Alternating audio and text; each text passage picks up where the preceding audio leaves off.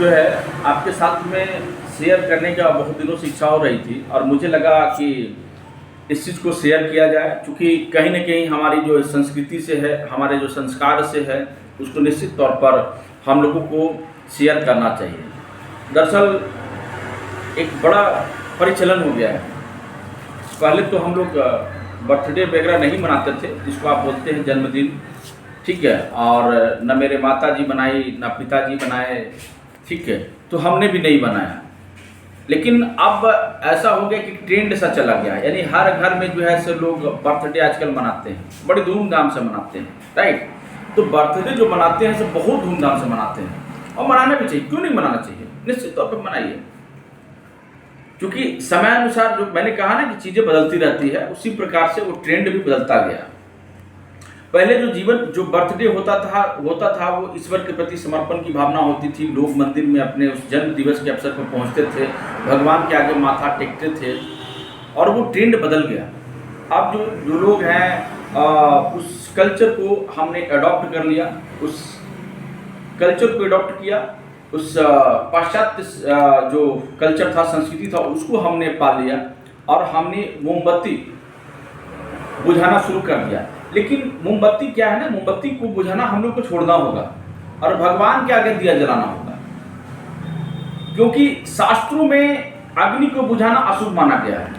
शास्त्रों में अग्नि को बुझाना अशुभ माना गया है और दिया जलाना शुभ, एक नई शुरुआत का प्रतीक माना गया है। दिया जलाना शुभ माना गया है और इसके साथ साथ एक नई प्रतीक का शुरुआत माना गया है, ठीक है। जन्मदिन जो है हम लोग अक्सर रात में मनाते हैं, तो इसको जो है चेंज करने की आवश्यकता है। जन्मदिन रात की बजाय सूर्योदय में मनाया जाए, ताकि वह जो प्रभात कालीन जो होता है, उस समय सूर्य की किरणें पृथ्वी पर जो है पड़ती है, तो समस्त जो ऊर्जाएं हैं वह केंद्रित हो जाता है, समस्त ऊर्जाएं एक्टिव हो जाती है। तो ऐसे में ज़रूरत है रात में हमें जो अपना जन्मदिन है, जन्मदिवस है, उसे ना मना करके हमें दिन में मनाने की आवश्यकता है। क्योंकि जो रात्रि का समय जो है, प्रावधान है, वो निशाचर का है, यानी निशा काल का है। तो उस समय होता क्या है कि उस समय आपका मैक्सिमम जो नेगेटिव एनर्जी है वह एक्टिव हो जाती है।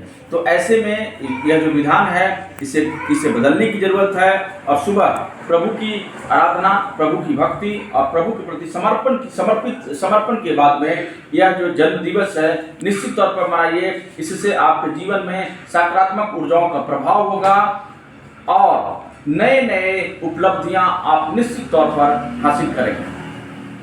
इसके साथ एक और चीज है कि केक को कहते हैं ना कि उसको चाकू से नहीं काटना चाहिए, चाकू से काटना छोड़ दीजिए, क्योंकि शुभ अवसर पर चाकू जो है वह ठीक नहीं होता, इसे वर्जित माना गया है। चाकू अगर चलेगा तो एक प्रकार की नेगेटिव एनर्जी का ही वहां पर प्रभाव होगा। तो ऐसे में मेरी जो आप सभी से सजेशन है, जो मतलब मेरी जो एक प्रकार से मेरी जो ऑन ओपिनियन है, उसमें मैं यही कहना चाहूँगा कि वास्तव में जन्म दिवस को मनाइए, खूब धूमधाम से मनाइए, खूब अच्छे तरीके से एंजॉय कीजिए, परंतु रात्रि के बजाय दिन में करें तो बहुत ही सुंदर, दिव्य और इसका एक उदाहरण प्रस्तुत होगा और जीवन में सुखमय, शांतिमय और ईश्वर के प्रति एक बहुत बड़ी आपकी समर्पण और भावना होगा। बहुत बहुत धन्यवाद।